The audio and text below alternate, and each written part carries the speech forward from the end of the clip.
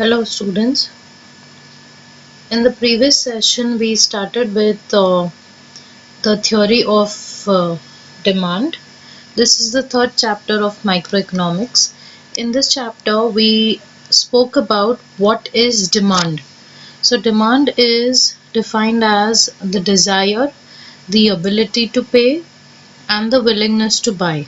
Okay, so if you want something and you have the ability to pay for it and you also have the willingness to pay for it, that completes the definition of demand.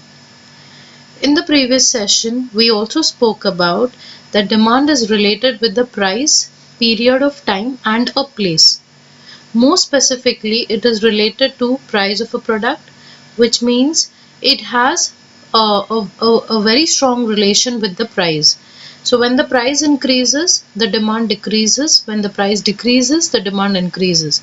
It is for a period of time, which means that it is for a particular span of time. So if you demand for a hamburger today, you are demanding it today, not necessarily you will be demanding it tomorrow or no. And the third thing that we spoke about was place. It is related with a place. Okay, so either you're demanding it in Pune, or you're demanding it in US, or you're demanding it in Australia. So these things demand is associated with price, period of time and place. So these were the certain things that we spoke in the previous class.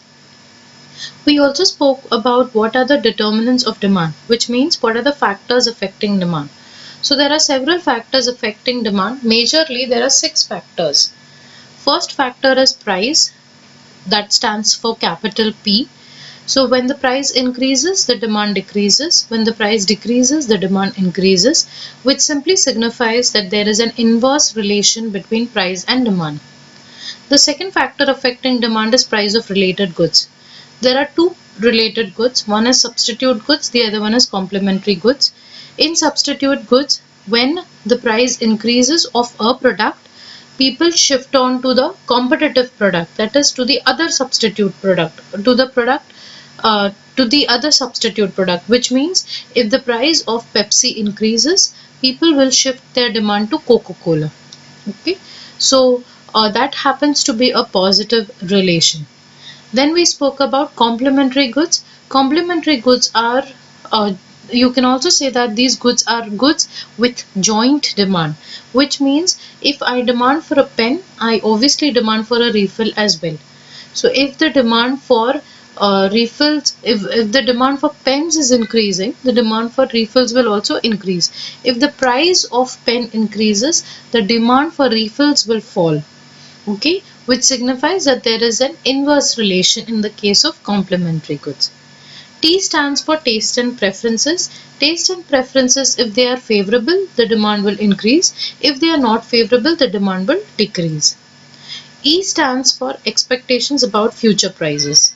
Now, expectations about future prices, you can consider the examples of real estate, you can consider the examples of share market, which means if the brokers are thinking that the price of the share are going to go are going to rise in near future, they will start demanding more of shares right now, which means they'll purchase more of shares right now. Okay, so expectations about future prices is also affecting the demand. Similarly, if you think that the prices for flats or the prices for real estate is going to go high more, so today you will buy an asset, today you will buy a property and keep, so that you can sell it in the near future, so the demand now will increase. O stands for other factors. When you talk about other factors, basically you will have to talk about population. If the population changes, then demand changes. Then you can talk about the climatic conditions. If the climatic conditions become favorable again, then the demand would change. Okay, so these are certain things in other factors.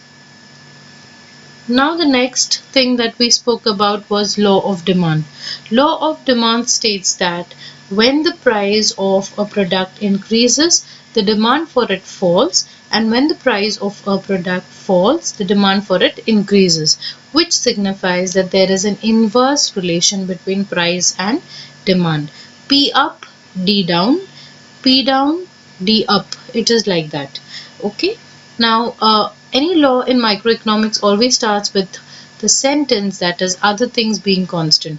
So if you're keeping the other factors, you just studied how many factors are there? 6 factors are there affecting demand, right? So you have to keep the 5 factors constant, and you just have to talk about one factor, which is the price. So other things being constant, you talk about only price. That's the law of demand. Various authors, various economists have given the definition in their own sentences, in their own words. You can prefer to write any of these. Just bear in mind that whichever you are writing, you have to mention the name of the author. Okay. Now we move on to a very important topic, that is the characteristics of the law. So what are the characteristics of the law? The very first characteristic is The very first characteristic here you need to understand is regarding the inverse relation. So there is an inverse relation which we understand in the law of demand. What is that inverse relation? The inverse relation is of demand and price. Okay. So when price increases, the demand decreases, whereas when the price decreases, the demand increases. Now these happens to be for normal goods. So whatever normal goods are there, like your groceries, your FMCG products, fast moving consumer goods. So whatever consumer durables, whatever common goods, basic goods, goods are there, it happens in these cases. Okay. In rare goods, that is in antique items, and in inferior goods, you do not get to see the inverse relation. Now what is the meaning of in inferior goods and antique goods? Antique goods are rarely found. Okay. So if even if the price increases, people still demand for it because these goods are unique. Say for example, the bat used by Virat Kohli when he played a century against Australia. So if he used this bat and this bat is being auctioned, then people will demand for this because first of all, this is a unique bat. This is only one bat, and then there'll be a lot of demand. So even if they go up to crores of rupees for this product, for this bat, people will still buy it. So in unique products, it does not stand true. Inferior goods means goods which are of cheap quality.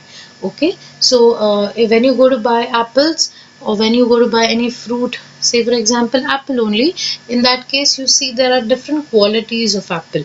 So one will be very high quality, the other one will be moderate, and the third category will be very low quality. The low quality apples will be very very cheap, and the very high quality will be very expensive, right? So when people go to buy apples, they usually prefer good qualities, or they'll go for moderate quality. So even if the price of the cheap quality goods are not much, it is less, still people are not demanding that product. So inverse relation you get to see only in basic normal goods. Okay. So when the price increases, the demand decreases. When the price decreases, the demand increases. Also bear in mind, you have to talk about price first and not about demand first. So when you're writing your answer, make sure you write about price first and then about demand. The second thing that you have to remember is price an independent variable and demand is a dependent variable. Okay. Now here comes the point which I just said in the previous point, that is price is an independent variable. That means price does not depend on anything. It is independent. It will move according to itself. So price wants to go increase, price will increase. Price wants to decrease, price will decrease. But demand is dependent on price.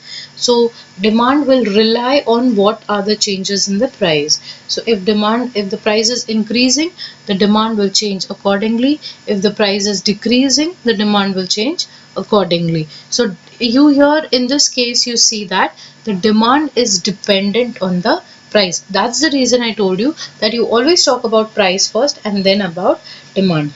The third thing that you need to understand here is other things remaining the same.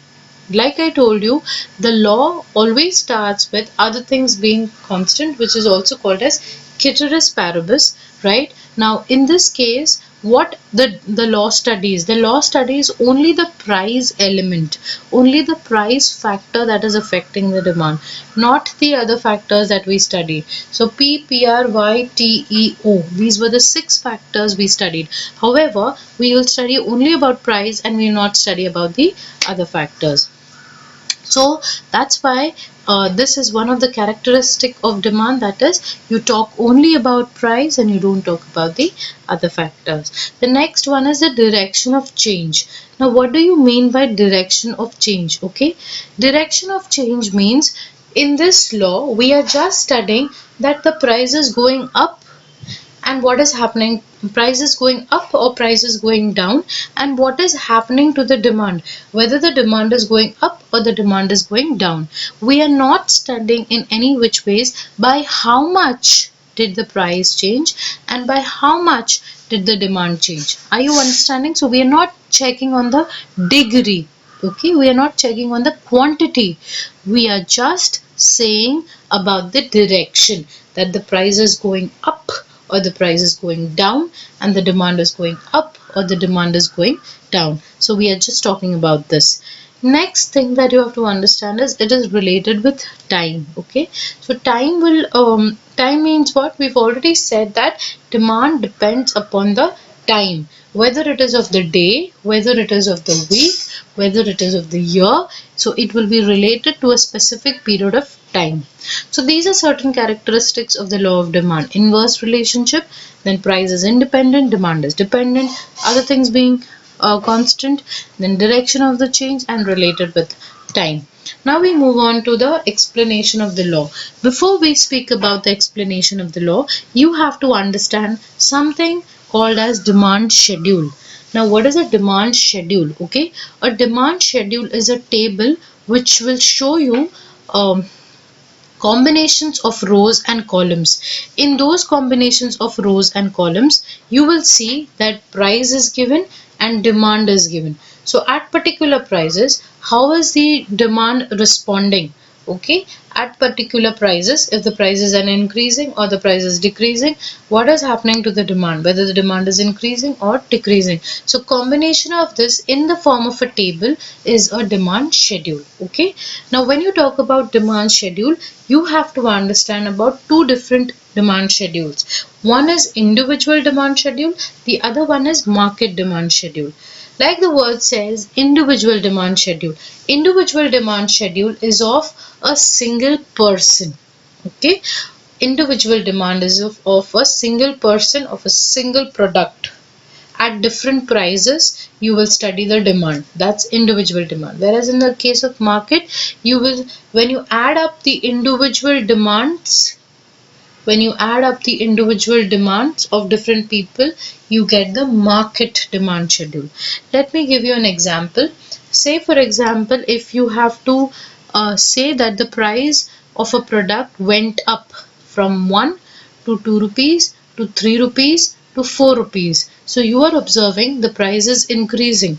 What will happen to the demand in case of normal goods? The demand will decrease. So the demand will decrease. So it went from 4 to 3 to 2 and to 1. So at 1 it was 4, at 4 it is 1. So demand has decreased. So this is individual. Okay, you are studying at different prices how much is the quantity demanded. But when you talk about market demand schedule, what happens in this case? You will not talk about one demand of a person, you'll talk about multiple people over here. So the first person is A, the second person is B. So we've just taken two.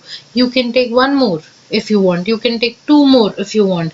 You just have to be careful while you are adding up, right? So at various prices, so this is one product at at various prices, the prices have increased from 1 to 4. The demand, if you see, of person A, it was 4 3 2 1. Of person B, it was 5 4 3 2. So what will be the market demand?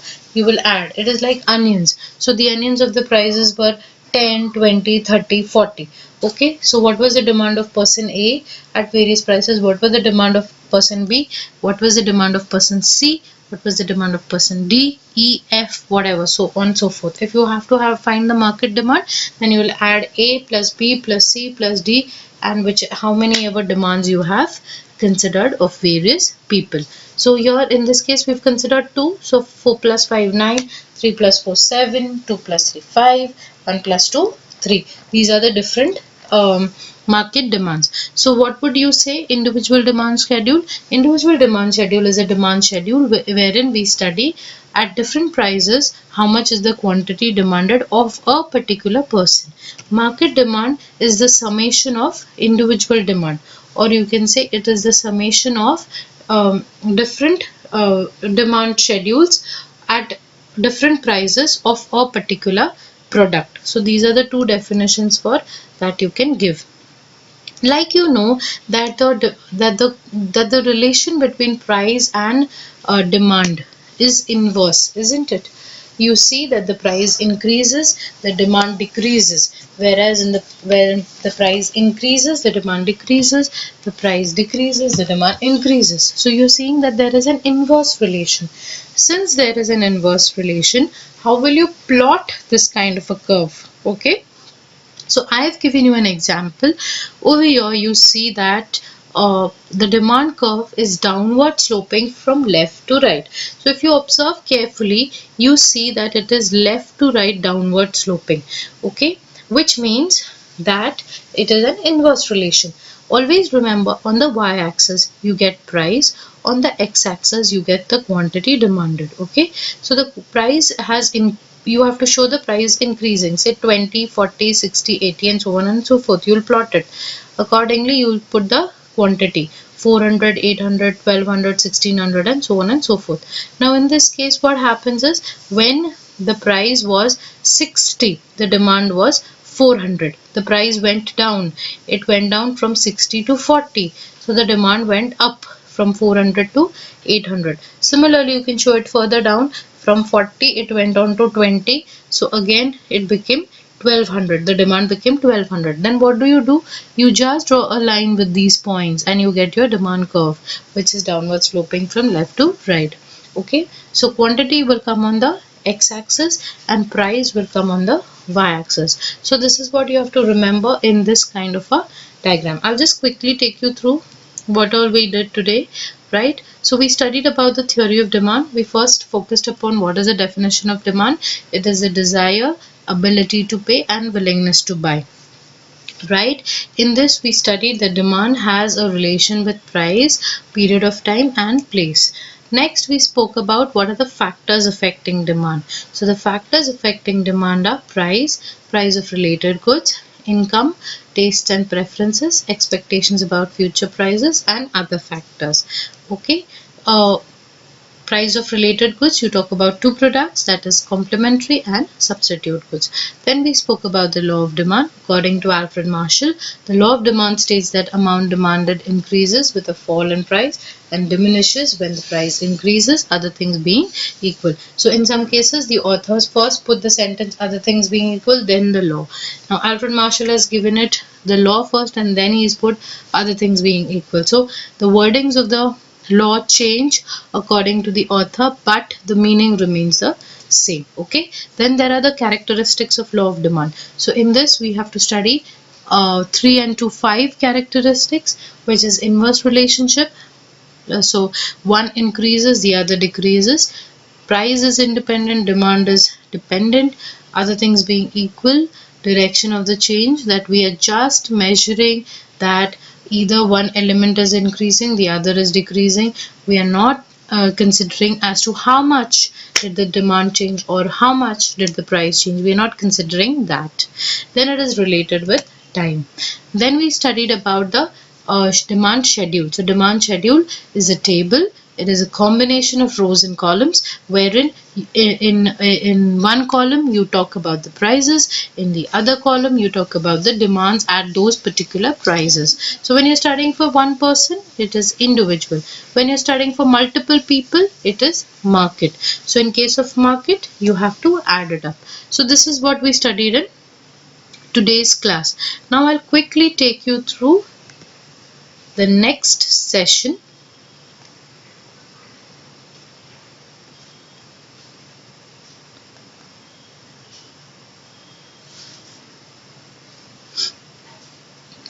anything, any doubts you all face, you all can write a mail to me and I can get your doubts clarified on these topics.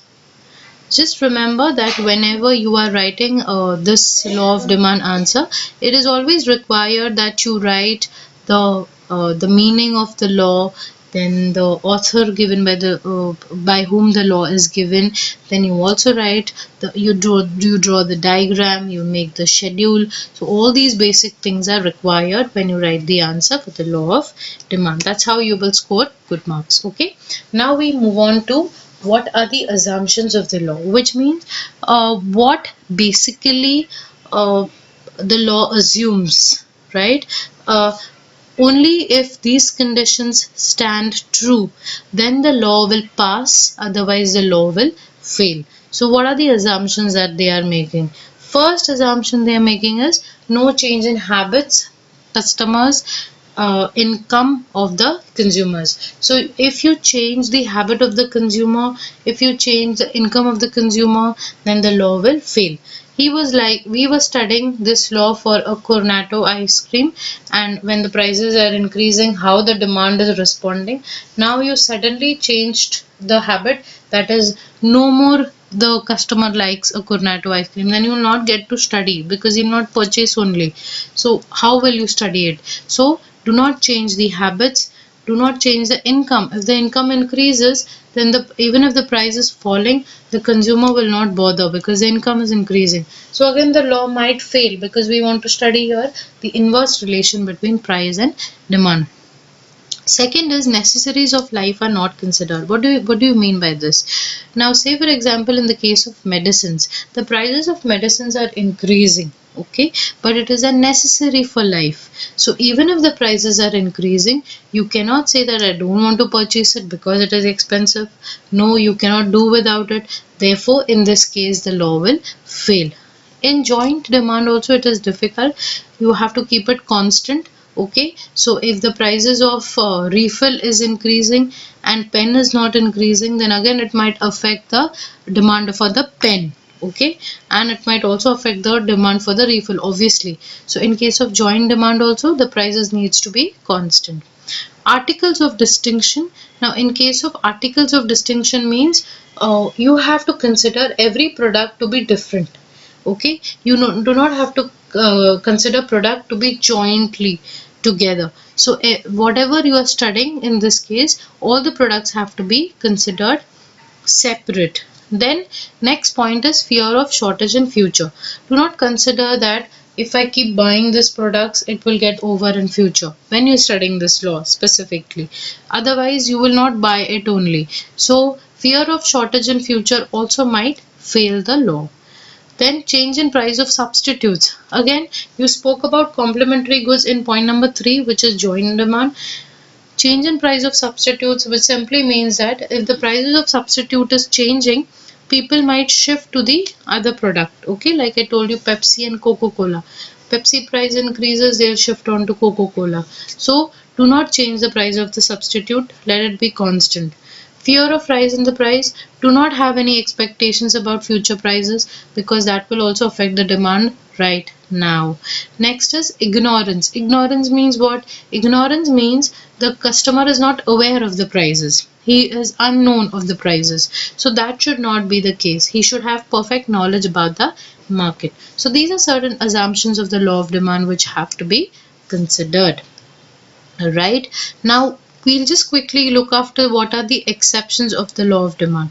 So there are certain exceptions means the law does not work in these cases. So first product is given goods. Given goods means your inferior goods. I just told you in this class itself in the starting sessions, inferior goods means cheap quality goods. Even if the prices of these goods is less, still people do not prefer to buy these goods because they're cheap in quality.